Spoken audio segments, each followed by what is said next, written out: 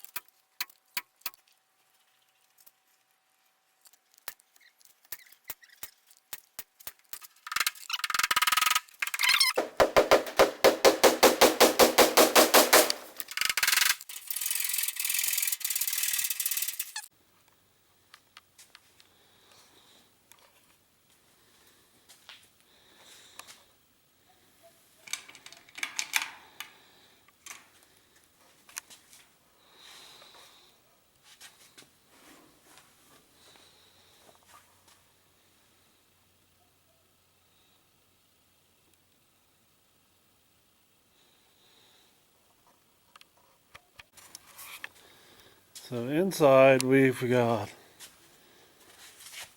the litter box, the kittens all down here with Mama, a little perch up here, way up high, and then perch down lower, and then a tree trunk that goes to the floor for them to climb on. And plenty of toys. This stray cat has a mate. I think she found a home.